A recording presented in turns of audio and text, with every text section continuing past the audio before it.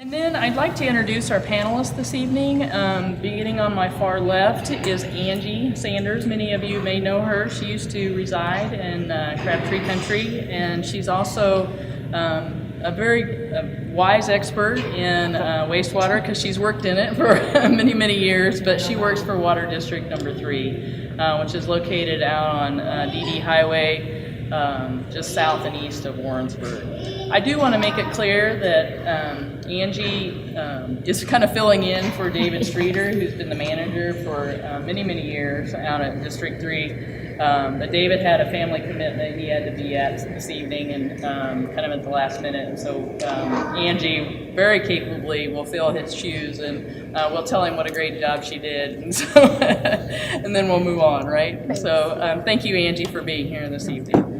And then our next panelist, moving to the right here, is Adam Page, and Adam is an environmental specialist for the Department of Natural Resources in the Water Quality Department. And for the most part, he has a very good understanding of the situations, the permits in each of your HOAs and each of your subdivisions, and so he's going to be our expert with regard to water quality from the perspective of the Department of Natural Resources. And then moving on down to the right is Todd Thomas, and Todd is with Central States, and he's going to be sharing some of the information that you may have already heard in some of these meetings that you've had within your own subdivisions about some opportunities that Central States can provide. But really what we want to do is provide the information and some of the options for you to consider. We're not making any decisions this evening, this is just information only. So, and then I'd like to go ahead and begin the conversation. I'm going to sit down because that's what Josh wants me to do. And so we're just going to have a conversation. And feel free to ask questions, but if you have a question for the audio video folks to kind of find you in the audience, if you can kind of raise your hand first. We're trying not to be formal, but we want to make sure that the video is good too. So just kind of raise your hand, and then Josh can pan around and find you as you ask your question. So at this time, I'd like to once again say welcome to Adam Page for being here this evening, and maybe just start by telling us a little bit about yourself and what you do at the Department of Natural Resources, and kind of what the status is of, in general, across Missouri, subdivisions that are dealing with wastewater systems and lagoon systems like we have in this situation. Sure. So yeah, I work out of Lee Summit in the Kansas City Regional Office for the Department of Natural Resources. On the wastewater side of things, there are 4 inspectors, including myself, and we cover 23 counties. All right, sorry, I will start over. I work in Lee Summit. There's 4 inspectors, we cover 23 counties, and we do everything from wastewater plants like we're talking about today, stormwater issues, land disturbance issues, and concentrated animal feeding operations is our typical focus. I've been with the department about 4 years, in this role for about 1.5 years, roughly. While I'm not intimately familiar with Green Meadows or Crabtree, I have been out to Willow Acres. It's kind of how my name got thrown in the hat, so here I am tonight. Thank you, Rachel, that's appreciated. So the department, for the most part, we're looking at just the on the wastewater side. We're looking at, you have a permit, hopefully you have a permit. If you need a permit, you should get a permit. And then in that permit, it'll tell you, all right, you have, all 3 of these are lagoons. Sewage, we all use the restroom, it's just a part of life, it goes to the lagoon. And we need to make sure that by the time that water leaves the lagoon, it's treated to the degree that it's not going to impact the environment or impact people playing in streams, kids playing in streams, human health issues. Human health issues in general, what we're talking about is E. coli typically is the main one we're looking at. And then there's also quite a few parameters that we're looking at. Your biological oxygen demand, total suspended solids, ammonia, pH. I think that's pretty much across the board for all 3 of you guys. That's what you're mainly looking at. And so basically, we don't tell you how to run your neighborhood, anything like that. We just want to make sure by the time the water leaves and gets going on to the next point where it's going to go, that it's clean enough that it's not going to hurt anything, whether it's the environment or humans. So the status, you want to talk about the status. So all 3 places have been inspected in the last 2 years, roughly. No one got a clean bill of health per se, which is not abnormal, and some of it, it was easy fixes. We basically, I call myself an inspector. I'm basically a permit inspector. You guys have the permit. I'm going out there with the permit. The permit clearly, the permit says, I won't say clearly, the permit says what all you have to do. You need to make sure there's not trees growing on the berms of your lagoon, because your lagoon is basically a big bowl with usually a clay liner. Trees start growing on it, it pokes holes in the berm, it starts to leak. We don't want it to leak. All sorts of issues like that. So I go out there and I take the permit and I try to explain the permit, and we're just looking at, all right, are we meeting these things? There have been, and this is all publicly available, you just would have to probably sunshine request the reports. All 3 are not, like I said, not clean bills of health. They all got letters of warning, I believe, which is basically the way our system goes. I do an inspection, everything's kosher, you get a letter of compliance. If there's something minor that we could fix that day, it's an unsatisfactory finding. Next level up is a letter of warning, which is, all right, we saw these issues, it's going to take a little bit of time, we realize it's going to take you a little bit of time to fix it. Please fix it, show us that you fixed it, you get to return to compliance. After that, it becomes a next level up, it's a notice of violation, which is where it's like, there's some real issues going on here that really need to be addressed before something bad happens, basically, before there's a human health or environmental health issue. Hopefully that gets resolved. If it doesn't, then we do ultimately end up referring the facility to Jeff City and to our enforcement program. And that's where you don't really want to go. They're all wonderful people, but they're very tough people. And that's where you're possibly looking at litigation or fines or anything else, because we try to do as much care as we can, but sometimes it doesn't always go that way. So I don't know, do we want to talk specifically about each place, what's going on, or? Actually, I was just, Thank you, Rachel. Okay. Thank you. So Willow Acres. Rachel was gracious enough to meet me out there. Thank you so thank you. Thank you so much for that glare reduction. That makes my life a lot better.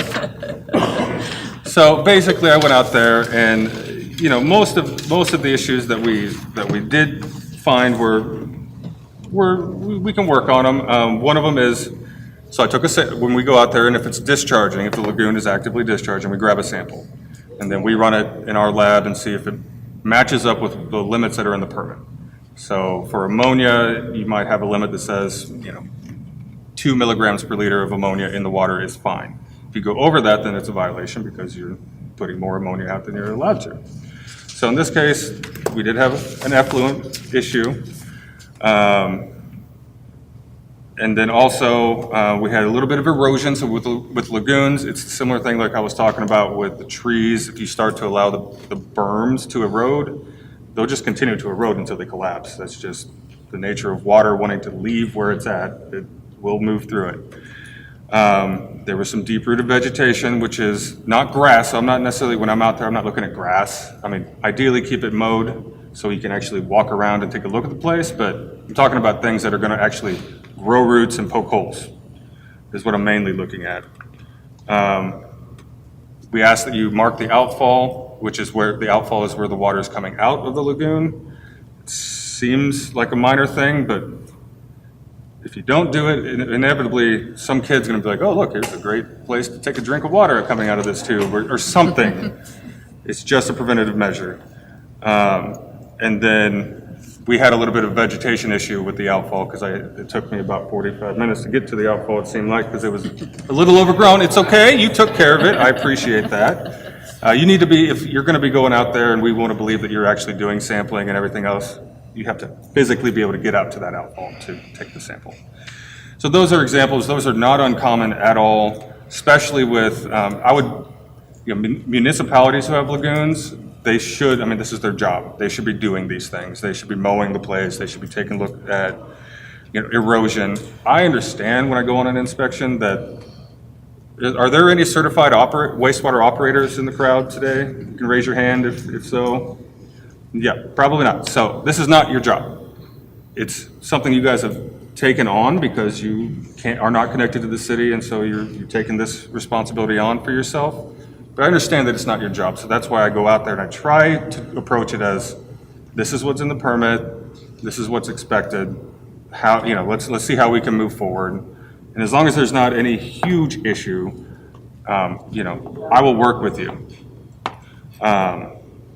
So that's Willow Acres as an example. And Rachel was very good at, and one of the things I really appreciate is just staying in communication and talking with me. And I know these things sometimes take time, and I work for government. I don't expect fast. I appreciate fast, but I don't expect it. But just show me that we're moving forward, and what is the next plan? If there's not a plan, what's the obstacles keeping us from getting to a plan, so I can try to help however possible. Does that make sense? Any questions? Feel free to ask questions now for me if that's okay with you. Were they all the similar issues? A lot of them, yeah, a lot of them. Who's our representative from Crabtree? Do we have one? Are you okay if I talk about Crabtree? So the main thing with Crabtree, their permit was expired.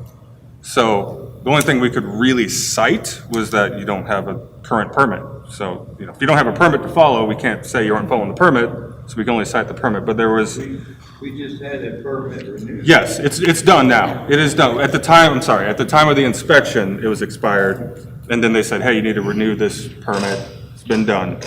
I believe it was Rachel from our office. Also put in some other recommendations, and they were all pretty much the same. There's erosion. The thing about lagoons, in my experience, is unlike a mechanical plant or a sand filter or some of these things that you really have to be kind of paying attention to because you have to tweak it, it's just a lagoon. It goes back there and people forget about it and they don't think about it, and it just, it's all in the back of their mind, which is understandable. But if you allow that to happen, then I've seen a forest in a lagoon before, and it was not good. So, erosion, keeping muskrats out of your lagoon because they burrow, same thing as the trees, they burrow into it because they love it, they don't want to swim in it, and they burrow in it and poke holes in your lagoon, and then it starts to leak. It's a constant battle. I mean, that's just the nature of lagoons. The lagoons were very popular when I think, the EPA and the department were first formed, and that was all good and fine. But there's been things that have been added to the permit now, such as ammonia and E. coli, that lagoons have a hard time complying with. They just weren't designed back in the 70s to meet ammonia and E. coli because no one was thinking about it at the time because they were still trying to figure out what all do we need to look at. Not to say that they can't. I have seen where lagoons have been compliant with both ammonia and E. coli, but it's a little bit more of an outlier than the standard case. And you read my mind. That's what I was going to ask was, do you have any lagoons that are actually able to stay in compliance at this time with similar situations that we have here? Consistently? Yeah. Not really. Not much. I'm sure they're out there. Just the ones I've interacted with. E. coli is natural. It's in our gut, and that's how it ends up in our lagoons. And it's our friend when it's in our gut. It helps us digest, but we break up the band once it gets anywhere else in us other than our gut. Without having some form of disinfection, which typically is either chlorine disinfection, just like a swimming pool, essentially, at the end of your process, or UV, which is just like a tanning bed at the end of your process. It can happen, and it's typically with large lagoons. We're hundreds, 100,000 gallons, to where I don't know if it's the sun that's disinfecting it, something. I have seen it happen. Ammonia, they definitely can meet ammonia potentially, but there's a lot of factors that go into that. If you have like a sheet of duckweed, which is very common because duckweed loves nutrients, they love water, they love sun, you got all three. they then block out the sun from getting to your actual bacteria that is eating the ammonia. They're your friends while they're in the lagoon. You want them to eat as much as they can. That can be a factor. Sludge, which is all the solids that settle to the bottom of the lagoon. Sludge issues couldn't have ramifications on your treatment process. There's a lot of tinkering that should go into having a wastewater lagoon. Even though it's just a simple lagoon, you still need to be out there kind of seeing where you're at, especially when you're sampling and seeing that your results are outside of your permit limits, and then you get a nasty gram from us and everything else. We call them love letters. Love letters, I'm sorry, I need to start using that terminology. Love letters. It's possible, but it's an outlier. Yeah. Okay. Anybody from Green Meadows? Sean, are you okay with sharing kind of? If, Okay. Okay, thank We'll you. switch over. What was the problem? We're gonna talk about Green Meadows now, real quick, if that's okay. Is that where you're from, ma'am? Okay. Okay. So Loud and proud, Adam. loud and proud. So Rachel from our office went out to Green Meadows. One of the issues is on the permit, you have to have what we call a continuing authority, which is basically who's ultimately responsible for, it's the legal definition of who's responsible for it. I guess the continuing authority must have expired at some point for Green Meadows, or I don't know if it even ever was one. I wasn't out there, I don't know. But it seems like that's been resolved. There was erosion, like everyone else, there was erosion on the berms. She recommended that you guys mow it. I guess the grass was probably a little bit high. I mean, that's fine. Deep-rooted vegetation, just like everybody else. And had issues observing the outfall, just like I'm assuming like when I was out at Willow Acres. And that's pretty much it for that one. These are not uncommon. Like I want to say 8 out of 10 that I go to, I'm going to find one of these things, because lagoons, assuming it's not a municipal lagoon, again, people just have the lagoon and don't think about it. Just like, until I took this job, I didn't think about what happened after I flushed the toilet. It's gone, done. I don't think about really until I took this job, the trash, where it goes, it's gone, but it's not gone. I mean, it really isn't gone. And these are just things that, it's just trying to get involved and trying to educate yourself as much as possible, and understanding that it's not gone. We just need to make sure that by the time it leaves that lagoon that we're complying with the permit, we're not endangering the environment, not endangering human health. And I know you guys are all generally pretty small lagoons, I mean, in the grand scheme of things, but we have thousands of small lagoons, sand filters, extended aeration, who, while I typically focus on cities and bigger plants, I mean, when you add all those numbers up, they all go towards the same place. They're all generally going either to a lake, to the Missouri River, or the Mississippi River over on the other side of the state. And it does make a difference. So easy fixes, grass, deep root problems, holes in the lagoon. Those are, I mean, not can be a little bit expensive, but relatively easy fixes. The E. coli and the ammonia are not easy fixes with regard to lagoons and those kinds of remedies. Right. What are you seeing in Missouri? How are these kinds of small systems dealing with E. coli and ammonia effectively, Right. And not breaking the bank to do so? Well, I don't know if I can always speak to the latter part of that. I'll talk about E. coli first. So E. coli, in my mind, there's just a handful of ways that we can typically do this. Like I said before, UV disinfection is one, chlorine disinfection is the other. If you put a lateral line, which is just an underground drip system under in the soil, that kind of gets you out of some of our issues with E. coli, and it might even get you out of our permit in some instances, depending on how big your lagoon is. It might kick over to Department of Health and Senior Services. Option 4, if you have land that you can basically pump out your lagoon and spread it out, land apply it at a certain, we tell you how much you can do because you can't let it run off. It needs to just soak into the soil. It's essentially an above ground lateral field, think of it that way. Then that is an option as well. Yes? I have a question about basic numbers. Mm-hmm. What are the number of families involved in on this? Like Willow Acres has 20. Mm-hmm. Green Meadows has 50. I'm gonna let Sean answer.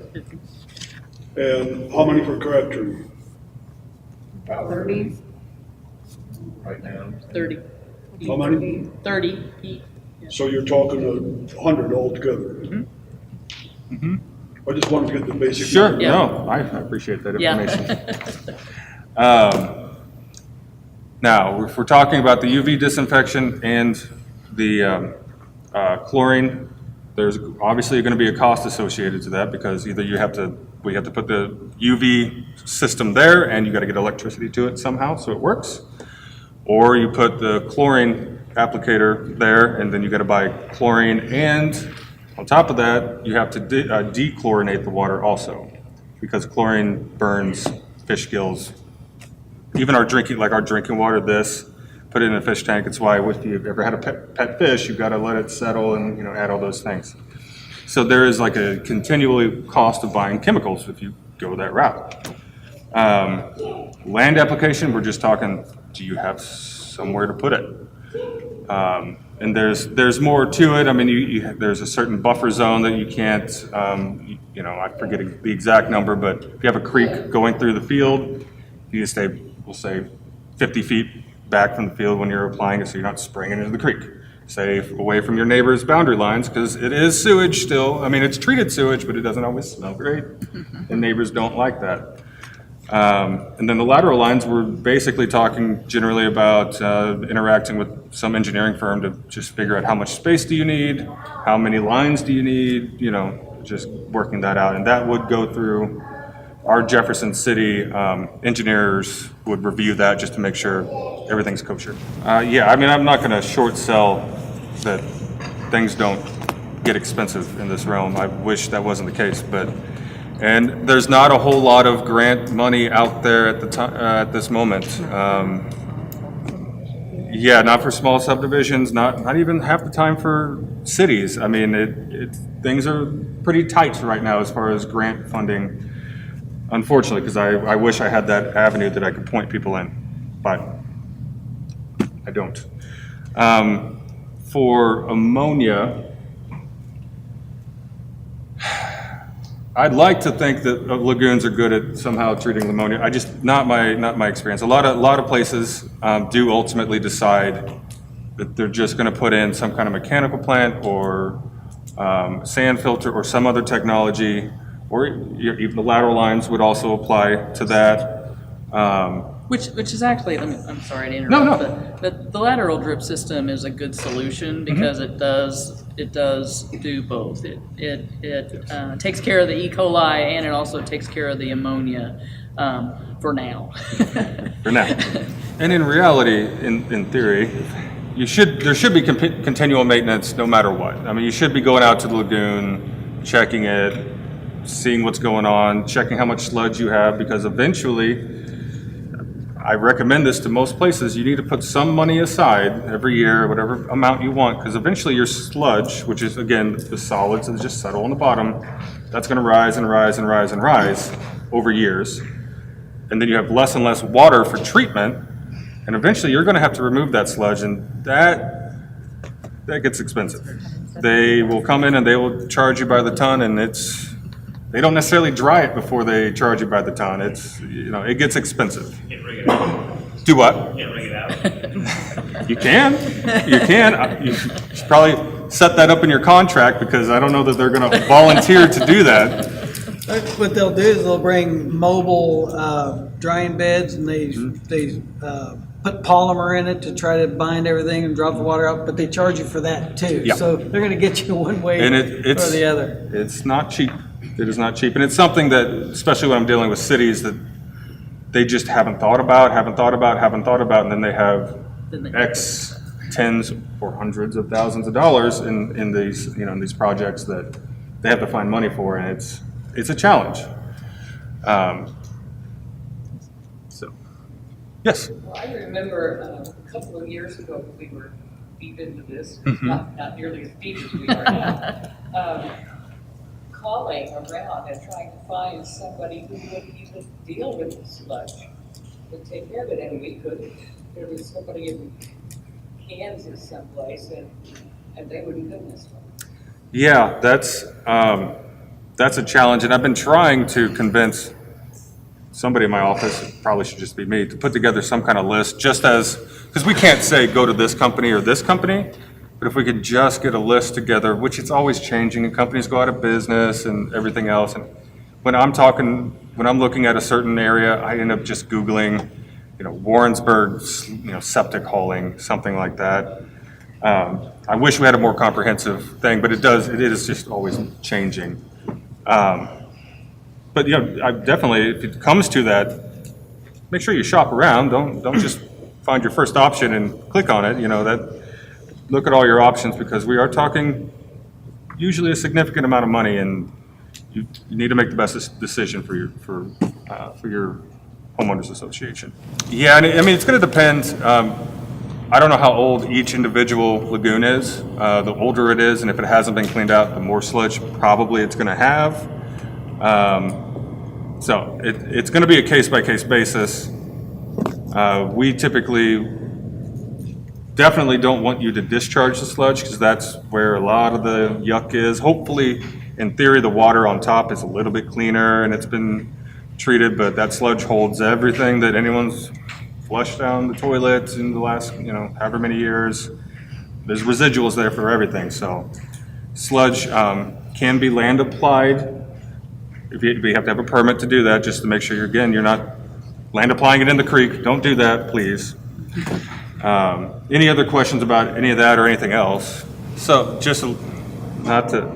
we go with the carrot, but sometimes the stick does come up. So just to clarify, it's actually $10,000 per violation per day. So up to.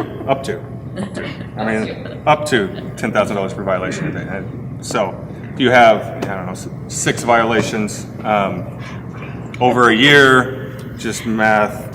Okay, so one of the things we didn't really discuss is when we had our last meeting, where it was just kind of a small group, we went to the meeting going, okay, what can we do? How can we fix this? Can we possibly create a regional plan?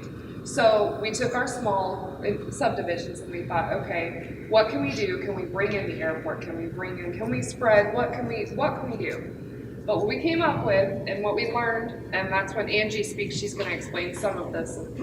Someone has to take the ball and start it. So for someone to be in charge, we have to have a governing body.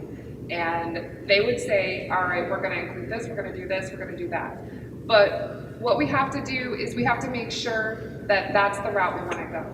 What we learned was that it is extensive, and these are jobs that we do for free, right? When you're president, your vice president, your board members, whoever takes this over and would start this project, it's horrible.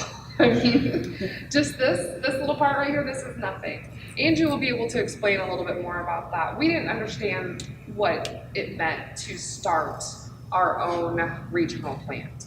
So we're gonna get to that. But that's why we have multiple different groups. So we've got Adam just explaining what's happening and why we have to make it, like what we have to do and why. And then we're gonna kind of go from there and give more options as far as what we all wanna come to an agreement on so that it works best for everybody. Well, there's a lot of pressure on Centerview right now. So they're gonna have to come to a point where they do something. Yes, the school did go ahead and do something, but it's not gonna be a long-term solution. It's a temporary solution to a long-term problem. And so we're absolutely not saying, yes, the school is gonna jump on board with this.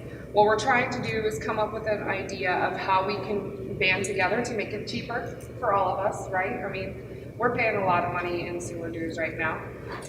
So cheaper, less stress, and just the best way that we can move forward. But we wanna be able to include anybody that wants to be on it. If we can get this regional plant up and going, whether it's individual houses, whether it's the gas station right there at Skyhaven, or there's a couple other subdivisions that are going in south of 50, we want to see if we can't bring them in.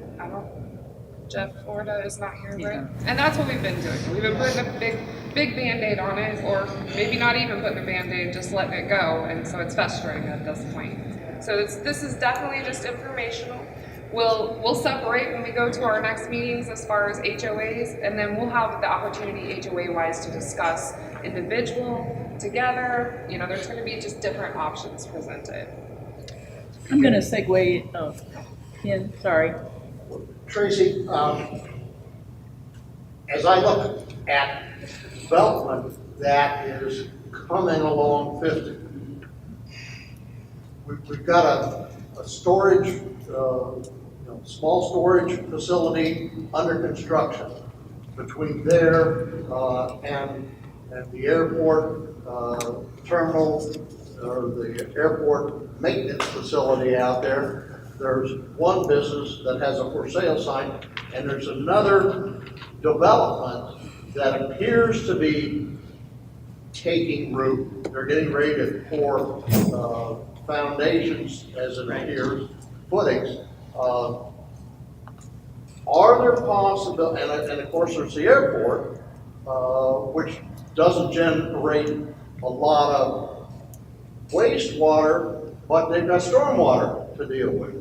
And they're putting more and more ground under asphalt, concrete, whatever. And the long-term goal there is for additional footage of runways, etc.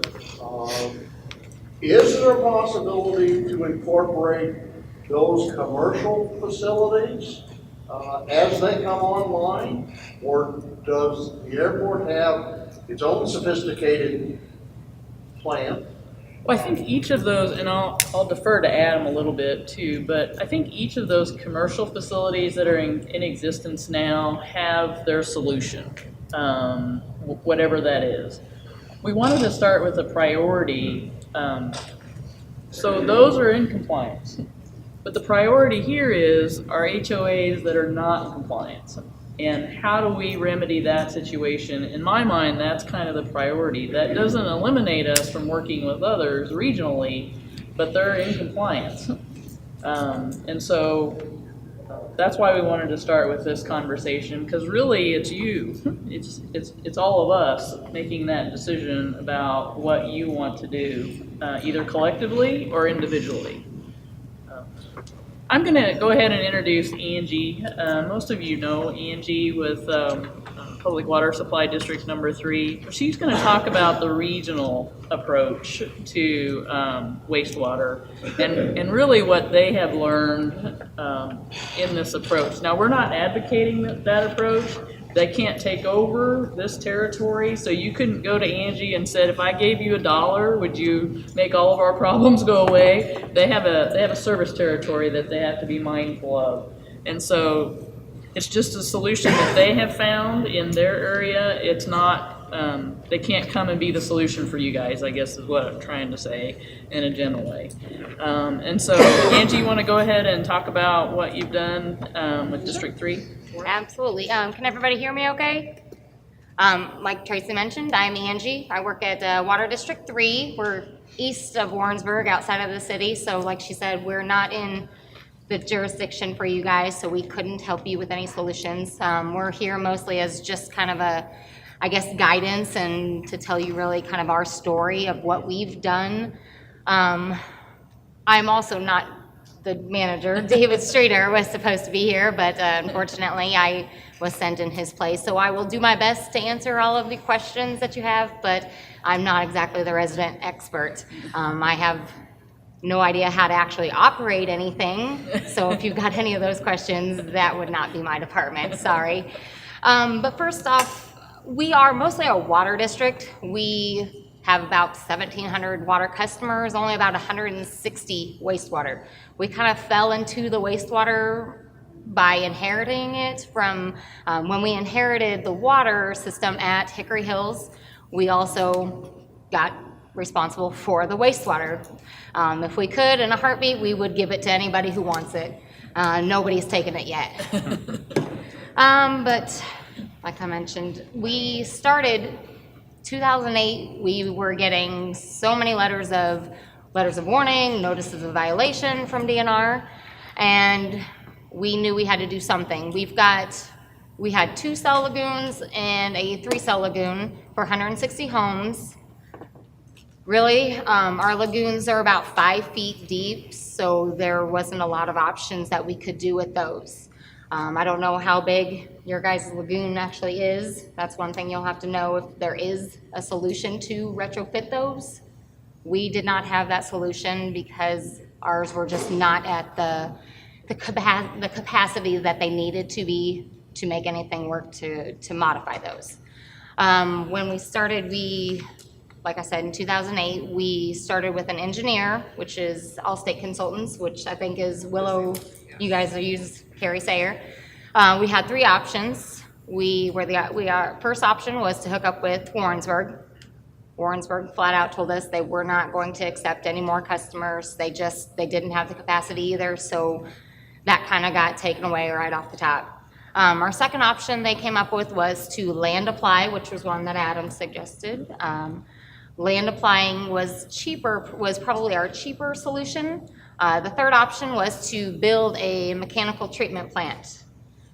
Land application, like I mentioned, would have been cheaper, but it also limits our growth, we thought.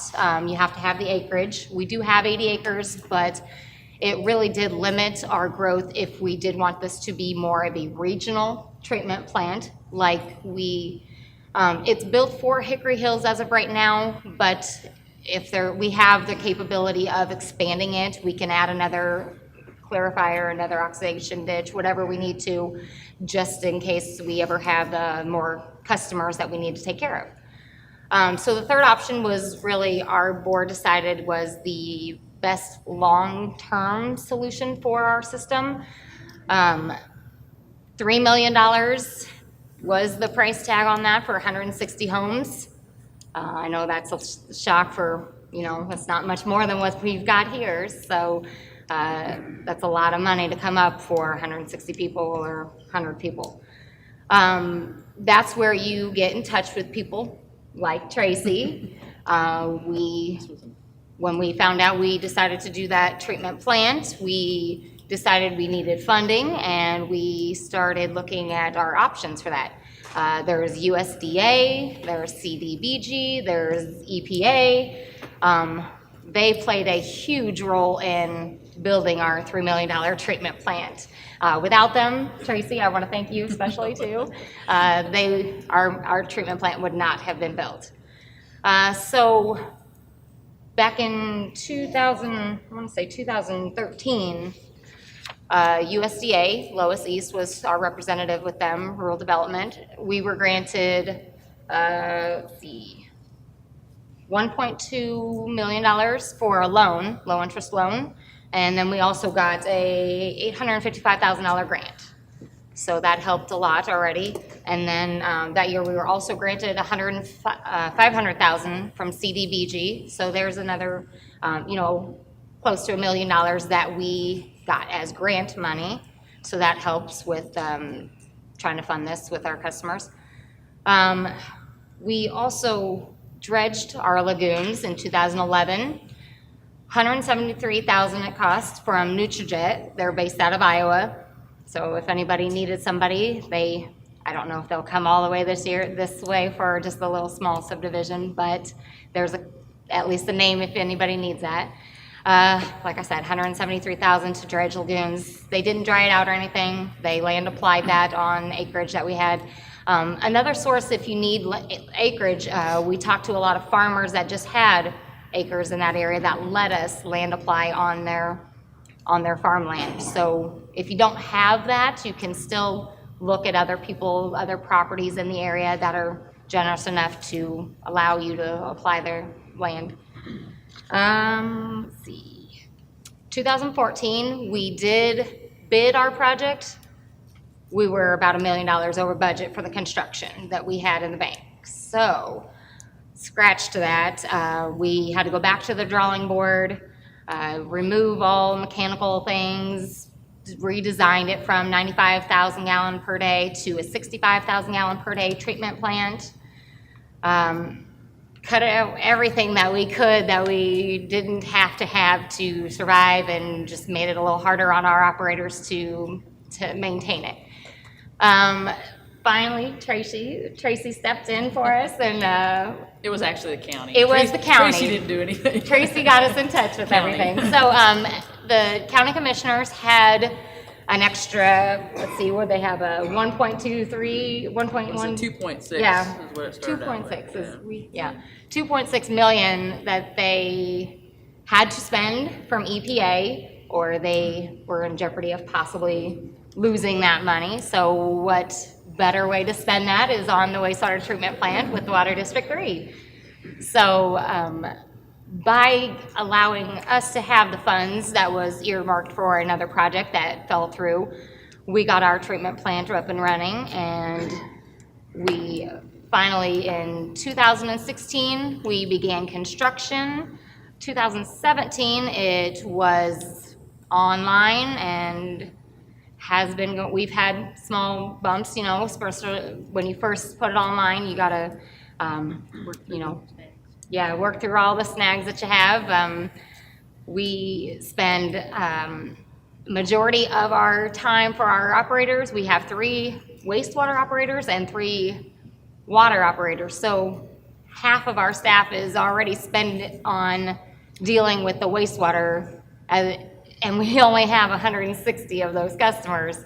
So this is a free job that you have volunteered to take on, but it will be your full-time job, whether you like it or not, because once you got it built, that is just when it starts, because you will be 24/7 monitoring that thing to make sure it's working and operating correctly. So I'm confused. Sure. Because early on, we said there was no grants, no funding for our small communities. Right. But, so is the grant and funding different for a business? It is, we're not necessarily, we're a public entity. The CDBG money that we got, we were the sub-applicant. The county, Johnson County, was actually the applicant. So they were kind of a pass-through where they got the funds and then they would send them on to us. This was a couple of years ago, like I said, in 2013. We were one of 2 applications that got funding for CDBG, and there's not a lot out there since then. It's now in 2018, the money has kind of dried up. There has been so many places asking for funds that it's slim picking, kind of. So I want to probably just back up a little bit. So Public Water Supply District Number 3, Angie said it to begin with, they're a nonprofit. They're a government agency that's a nonprofit. And so they qualify for grants and things when HOAs do not. So that's the difference between Public Water Supply District Number 3 and the way their organization is structured and the way your HOA is structured. HOAs don't qualify for grants and loans and things like that through the funding agencies that Angie just talked about. So that's the difference. So about what type of price are you talking about per household? Right now, our rates, well, we stepped it up several times. When we first started, our customers were paying $10.50. We, what was it, 2007, we went up to $20.50. Then in 2009, we went to a flat fee of $45 a month. This is all per month, per house. In 2013, we again stepped up to the $45 flat fee plus additional for usage, because we monitor the water so we can see how much water is flowing through their house. We have an additional $3 per 1,000 gallons of water usage. Then we went up to the $5 per 1,000 gallon, and now we're up to $47 flat with an $8 per 1,000 gallons of water usage. Typical rough bill, if you use, typical household uses about 5,000 gallons per month, and that's, around like a 4-person household. That's the bill equates to about $79 a month. Is that wastewater only? Wastewater only, yes, sir. That's comparable. We spent hours talking about this, and we have a chart of who pays what all around the state, and that's a comparable It's actually on the lower side. I do a lot of rate studies as well, so if you'd like to see where even this, I'll let you see that if you'd like.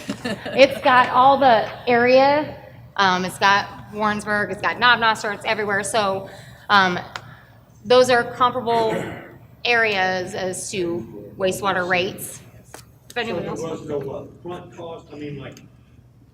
These people were already hooked up. $2,500 per person? They were already hooked up to the system, so they were paying monthly rates and everything. We've increased our rates steadily. We didn't do like from $0 to $100 in one day. We steadily over the years, added $10, $20, $40. So people got a little bit more acclimated to that jump. So now when we're at the $47 and $8 for the per thousand, it's not that much more of a difference because we were just at 47 plus $5 for each 1,000. So the biggest key really for us, and we had a lot of success, is just keeping the people informed. I've got so many newsletters and letters to the customers, just letting them know what's going on. That's your biggest thing is they won't like the price, but if you let them know why, I mean, this is what we've done, we dredged it. We even brought in a second engineer in 2011 just to make sure that we were on the right track. We tried to, they gave us a solution of retrofitting our existing lagoons, but like we mentioned, the 5-foot deep lagoon's not gonna do a lot there's not really a lot we can do with the adding the UV light and adding a Band-Aid was basically all it was, we felt. So why spend $1 million on something that we're going to end up needing to fix again in the distant future, kind of. Why I asked that was, it's been a while back, Green Meadows had a meeting with Tom. Mm-hmm. We was discussed basically all this exact same thing. Right. What was brought up, it was gonna be $2,800, I think, per house to hook up or have them take it over or something like that. Not my recollection. I just said all of you would be, I gave a range, I think, of like $65 to $85 a month. Per month. That was, But we was also told it was gonna be so much, A hookup fee. basically a hookup fee, yes. not for me. That may be for new construction, because we do have a tap fee that, for houses that are not currently on the system, they may have had a tap fee. Yeah, and we don't get involved with the tap-on fees for new construction, so Okay. strictly, and I'll tell them more, but, I can't do what you just suggested because we're a regulated public service entity and they would not allow that. So, they just allow us a monthly rate. But I'll get more into mine in a moment. Multi-part question. When did you guys go online? July of 2017. For just wastewater only? Just for the wastewater, not Yeah. anything to do with the water, Right. coming in. What is your wastewater treatment facility? What do you owe back on that? Oh, we owe the $1.12 million from USDA. That is what we still owe. How much of the current bill is debt repayment? 40 something, did you guys say? Yeah, 40% right. Basically, I think the number was, they bring in about $10,000 each month. Yep. For the sewer part of it, and $9,500 is what they have to pay out. So it's $500 out of 160 people that they can apply for growth. Levi, do you want to repeat the question and then maybe repeat Rachel's answers for those in the back? Well, I was just curious on, obviously, the first one was based on how long you've been operating. Based on that information, what they still owe back to the fund. So kind of give an idea of end product, how long we've been using it, how much money we owe back. That was what I was asking. And Rachel, go ahead and stand up and say it again. Sorry. Okay, sorry. So basically, over 40% of what they bring in every month is what they pay back to pay back the loan. But when we had our meeting, what they discussed was they make about $10,000 when everybody pays their fees each month. It's $10,000. 9,500 of that goes back in operational costs, maintenance, all of that stuff. And so there's $500 that goes toward growth or emergencies, Yeah. which pop up. Absolutely. So, Is that okay back in the back? Were you able to hear that? Okay. And I did want to mention as well, from that USDA loan and CDBG, to qualify for that, we had to do a survey, a door-to-door survey, low to moderate income survey with CDBG. To qualify for that loan, we had to have a certain population, I guess, of consumers in that subdivision. So USDA and CDBG, they do require us to charge at least a 2% median income level. So that's how they guarantee that we will be able to pay back that loan. So, as an HOA, a group of HOAs anyway, we're not gonna get the funding. Right. Right, so it's all gonna be in, as in a loan, correct? Yes. So we could expect to pay more because we're not getting 2/3 of it paid by grants, correct? So could we expect a 2/3% increase in the payment to the $70 per month? There's also a difference as well, because we were, $70 a month? because of us being the public entity, we have to do, our prices, the $3 million, you could probably build it cheaper than what we could because we have prevailing wage. So our price to build everything, of course, was inflated because of that public entity prevailing wage. So you could even probably build it maybe for half of what we spent because of you'd have a cheaper rate or cheaper labor and everything like that. You can get a better deal on that. It's hard to put a dollar figure on what rate you guys are gonna be looking at this point. Until you decide what solution you're gonna go with, there's no rate that I can plug in that I would even be close or even want to say what that rate might be. But if you're paying $5 now, I can tell you're gonna be paying more. Yes. Cool, just to be clear, none of it's gonna be done off grants, it's all gonna be done off of out of pocket for the. And even a loan is gonna be a challenge. Right. Right, okay. Because it's gonna take as long, you're talking a span of 5 or 6 years for you guys to get it up and running. It took us 10 years, yeah. Basically almost. We had a lot of hiccups and things, like I said, when we bid it and it was over budget, we had to go back to the drawing board, so we lost a year for that because we had to, once we decided to redesign it and cut things, you always have to send that back into DNR to have it okayed. So we lost a lot of time on that. Also, when you're working with government entities like CDBG and USDA, everybody has to have their input, so it has to go through the chains of command. So there's a lot of time that takes just to get through all the paperwork, doing the applications, doing all of the requirements that they hold, the public hearings that they require. So a lot of the time spent was on making sure that we dotted our I's and crossed our T's and every paperwork was authorized and everybody got a say-so on everything. So that's where, it doesn't necessarily always take that long.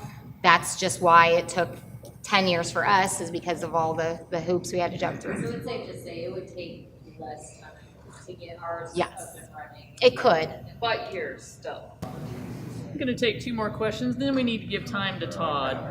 If we could, How please. often do you have to shut off people's water, and what is there turn back on fees or? For water? Yeah, Yes. for the service, period, just for. We do Everything. disconnect for water every month. They're usually 2 months, going on a 3rd month before we shut them off. Yes, we do have a $75 service fee if they do get disconnected. I know we have people in our subdivision that can't pay $15 a month dues. Right. And they're years behind. Now, you being an HOA have no authority to require, to ask the water district to turn off. No, I A understand sewer that. entity But I'm does. saying if we continue down this path and Right. plug water stuff, District 2 comes there. We do have contracts with, like Central States that we disconnect for the wastewater service by shutting off the water in the areas that they own and operate the wastewater in. We have a contract with them, and we do that service as needed. And that's pretty standard in that, just like you said, Sean, if you're not paying your wastewater bill, then they have agreements with the water districts to come and shut your water off. Now, they don't get the money for the reconnect fees or any of that work that goes on. No, we don't. But at least there's a, Adam called, yes, motivation was the word I was going for, to pay your wastewater bill in a timely fashion. So, I'm going to go ahead and give Todd some time here because we're running pretty quickly out of time. But we wanted to, as we're exploring all the options, we have the nonprofit options, which are either regional or standalone systems like we talked about with the individual subdivisions and HOAs. But we also have a for-profit option. And some of you have talked to Todd, I think, in the past about this option for your subdivisions. But we want, in the essence of full disclosure, we wanted to explore all of those. And so we'd be remiss if we didn't share the story of the for-profit option. So if you just kind of tell us a little bit about the organization. You bet. And then I'll service attempt- territory, yeah. I'll attempt to be brief, so there's some question and answer time. So again, I'm Todd Thomas. I'm with Central States Water Resources. I see some familiar faces because I've met with Crabtree Country before and I've met with Green Meadows, so good to see you again. We are merely an alternative. The other alternatives have been discussed, and as an alternative, we are a investor-owned, so private water wastewater company. We're regulated by the Public Service Commission, just like Ameren UE or Laclede Gas, KCP&L. KCP&L. So we are regulated, which means any rates that we charge, we have to get approved by the Public Service Commission. Public Service Commission has groups of engineers in the water and sewer department. They look at your design, they make sure you're not over-designing and charging too much. They do not allow you to put on more capacity than what's needed for the people at the time. There's an auditor group, they scrub your numbers and make sure your financing is appropriate. There's a finance department, so it goes through a lot of scrutiny. So although our rates are typically higher as a private company, not because we're a private company necessarily, but because we're dealing with small groups of people, 50 homes, 20 homes, 30 homes, the solution gets a little more expensive. But we are regulated and our numbers are approved again by the Public Service Commission. We got into the business at Central States for this very reason. My partner and I have been in the water and sewer business for many years. We knew, and we talked for several years that there's this whole level of water and sewer systems your size, of your communities, that there's no solution out there. So we said, hey, there's a market out there, let's go do this. And so you can look on the Public Service Commission website and look at some of the cases that we've done. But nearby here, we have a company called Raccoon Creek Utility Operating Company, which has villages of Whiteman, Hunter's Ridge, and South Woodlands in Sedalia. And then we have another company called Elm Hills Utility Operating Company. And these companies, what we do is we take multiple small facilities and combine them into one company and take it through the approval process. And it's really helpful to keep the costs, the transactional costs down, the engineering costs down, things of that nature. But as part of Elm Hills, State Park Village in Knob Noster, and then Missouri Utilities, which is in Sedalia. And in the process of going through Elm Hills, I talked to both Green Meadows and Crabtree Country, but then also, as an example, Rainbow Acres, which is on D or DD, I forgot, forgive me, but right in front of the Air Force Base. They're just down the road from Villages of Whiteman. They approached me and said, hey, could you come meet with us? And at the end of the discussion, they said, look, our board, we've been messing with this, we don't want to deal with this anymore. And I said to them, I had done some preliminary engineering and estimating. I said, your bill's probably going to be 80, 85, dollars. And they're like, okay. And they voted and approved. They said, take it. That's a bargain, for us. Now, everybody's different. Just down south of the Air Force Base, there's another development called Twin Oaks. The Preserve now. They came to us. I gave them the same discussion, and they said, fine, sign us up. So we brought those in on Elm Hills, and we're going through that process too. So I was happy to see, as Angie was talking about the rates that, that I said are relatively high, you're doing the same. So, I mean, I guess our rates aren't necessarily that high, but as a public service commission regulated utility, the benefit to you guys is that you're out of the business altogether. You don't have to deal with the Department of Natural Resources any longer. We're fully responsible, and we're responsible to the Public Service Commission. And as your homeowner board, you can deal with the other things in your community besides the wastewater side of things. We're 100% responsible for all of that. And as far as if the regulations change and more treatment is required, if we do something like that, we're responsible to make the improvements. And if we were to want to get a rate increase for that, we would have to go once again through the Public Service Commission process to do that. And just as I think I told both groups when I met them before, if all of your HOAs were to right now sign and approve selling, and I say selling, in most cases it's like $1 to keep the costs down, because any money I pay you, I'll be charging you, it would be a cost of the system. But if you were to sign tonight to sell, by the time we make an application to the Public Service Commission, get the acquisition approved, go through the design and improvements, getting the regulatory approval, and then proving that everything is in use and useful, and then taking that and then going through the rate case with the Public Service Commission, it's probably going to be 1.5 to 2 years before you'd see a rate increase from me anyway. So in that interim period, we can only charge what you're charging yourselves now. So if you were to sell to us, you would continue to be charged what you're charging yourself now, probably for 1 year to 1.5 years until we got a rate increase through.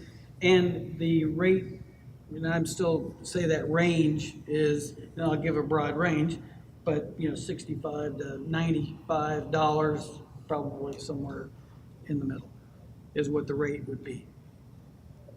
So I talked quickly, spoke quickly. If you have any questions, yes. Have you ever been denied a rate increase by the Public Service Commission? Rate increases are brutal, and so an increase, no. The increase that we felt that we justified, yes. I mean, it is a very extensive push-pull process. So, like you wanted 80, but the commission said you can only get 70. Yes, that's pretty common. Yeah. Yes. Is it the same concept where say somebody for 2 months doesn't pay their dues or whatever, do you keep the water shut off? So as Angie said, we have in the areas that are served by PW Public Supply 3, we have a contract with them where an agreement, they will do the water shut-offs for us. In areas that, people are on wells, for instance, we have to handle that ourselves, and we have the right through the PSC, the Public Service Commission really has a very extensive rule book on our cans and cannots, but we do have the ability to dig up your service in your front yard and disconnect you from the main. But typically, it doesn't come to that, but that right exists.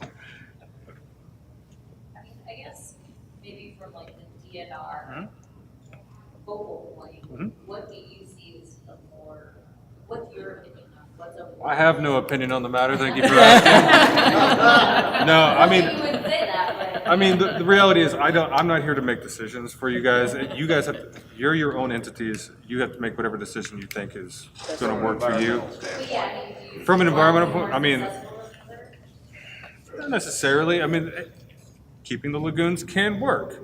It's a small can, but it would take a lot of attention and, having somebody out there all the time.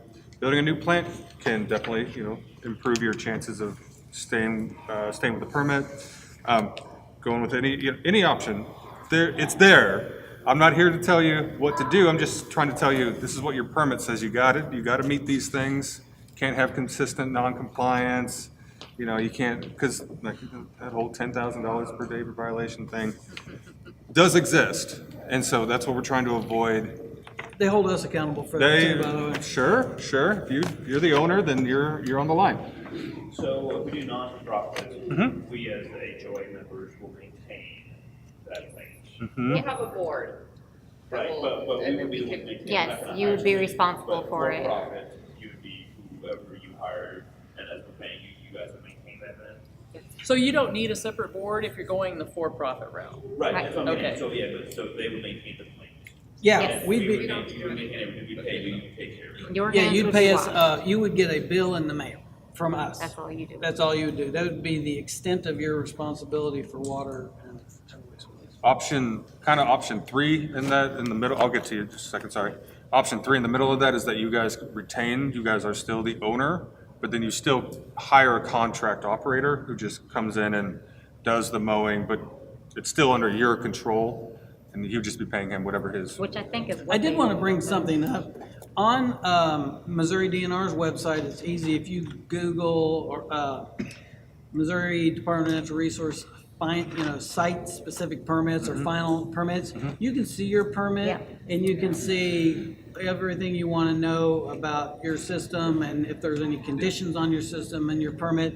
And what reminded me of a discussion of an operator, if you do, and this happened if you go through an upgrade and you go from a lagoon to a mechanical plant, it brings in a whole new level of operator that has to be certified. So your expenses, your monthly expenses for that service will absolutely increase. Yeah, and I'm out of business cards, so I apologize, but if it's okay, I might steal your email list from everyone who signed in, and I was planning on just sending out whatever information. And some lineup. I'll hand some of yours out. Trading cards. Send some information as far as statewide. The MPUA puts out what the every city in the state is currently paying for rates. I can definitely put a link to each individual permit. I'll try to make it user-friendly but useful for you guys. Just general information, so you guys can make the best educated decision you want. Thank you. And they don't have my contact info on it. I've talked to Crabtree Country. We're still willing to take them on. I've talked to Green Meadows. I've done the homework on that. We're still willing to take them. I have not looked at Willow Acres yet, so I can't answer.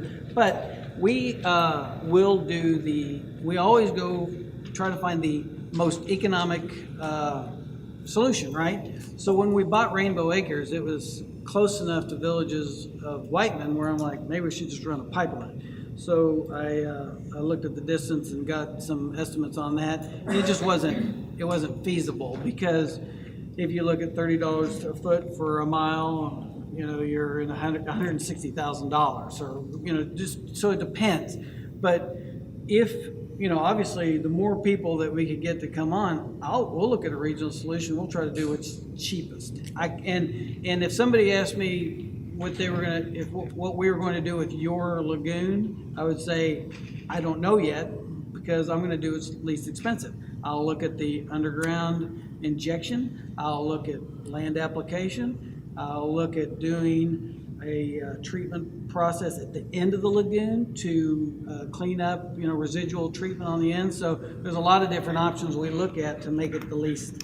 How much do you charge for that? Pardon? How much do you charge for doing that? Well, I won't begin spending money to look at the solution until we sign a contract, right? So then you don't get charged any additional. It's just It'll be in the rate. It'll be in the rate.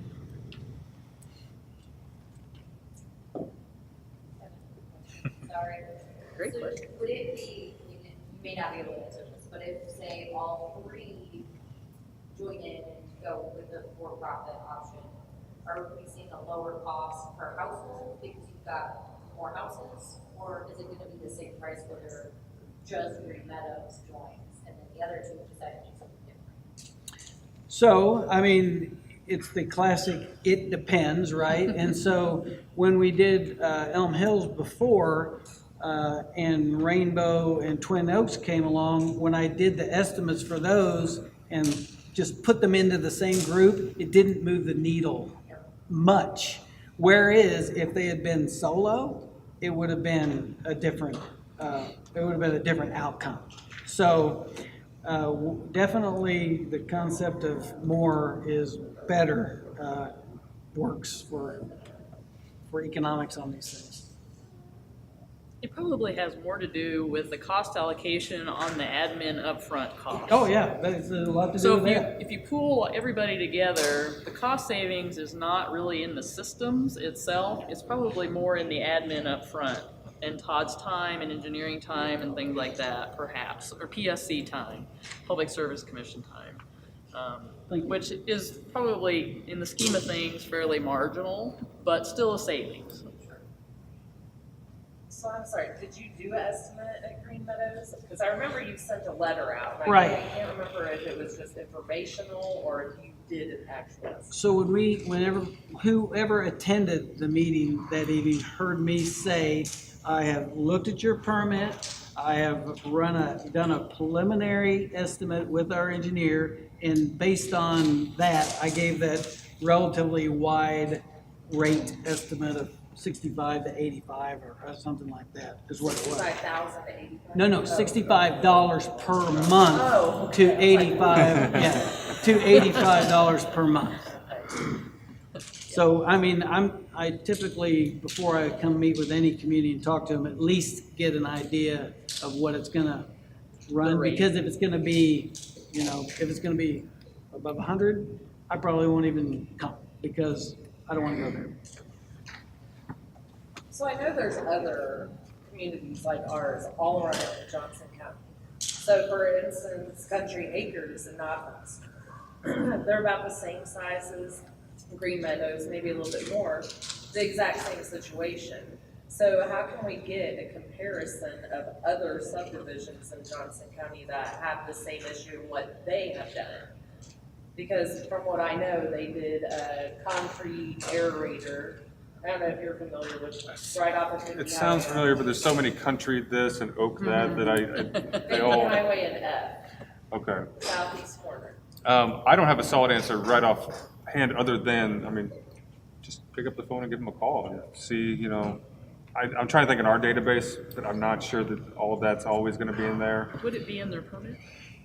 What they've spent, not necessarily now. The system they had. What they're using, yeah, so every permit, and that's one of the things I'll be sending out, every permit that's a site-specific, which is what you guys all have, is on our website. So, and I think you can sort by counties, so you can look at all Johnson counties, I think, don't quote me on that. Yes. But there is a lot of information in those permits, and permits are permits. So if you have any questions, just give me a call, I'll look at it, we'll walk through it, that's not a problem. But that would be a place to start, for sure. Right.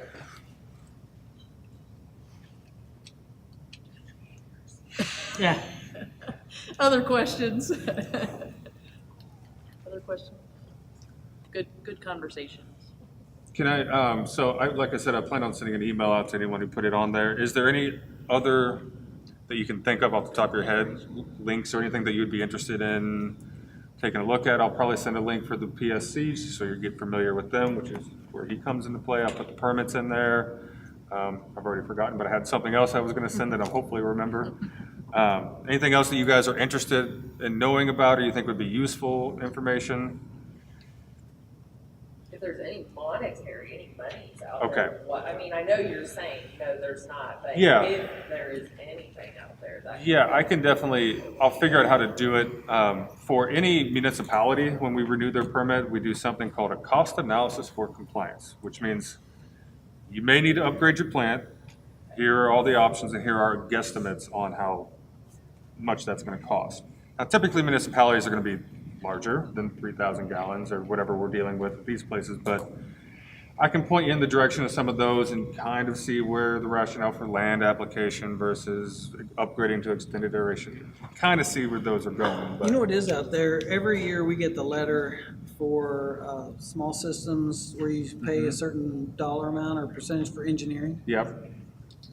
But it may have expired, so we don't qualify, although we get the letter. But for HOAs and smaller systems, there is, I don't know if it's every year, every other year, the DNR puts up some money for Preliminary engineering reports. Preliminary engineering, thank you, to look at the cost of your. It's either the SCEAP or the script. So you would Oh, take, yes. Carrie Sayre was mentioned with Allstate. It would be money that would help offset the bill that you pay him to do the preliminary engineering. And I'll verify with, I'm not an engineer, thankfully. No offense to any engineers, but way too much math. I will verify with our engineers if there's any information out there that's just general information that they have that I'm just not aware of. We, for the initial meeting that we had with Rachel and the others, we put together, if this would be helpful, we put together an organizational chart, sort of a database of if you are a public water supply district, here's kind of the pros and cons of that type of organization in terms of how to pay for and structure a wastewater system. If you are a reorganized public body, here's what that looks like in terms of a nonprofit. And then the for-profit option is kind of the last one on it. So if you're interested in that, it talks about bonding capacity, your ability to bond when you can, and I mean HOAs can't bond, and so you have to form an organization, a governing body, in order to have the authorization to bond, those kinds of things. So if that's something that you'd need, we would have that as well, if you get to that point.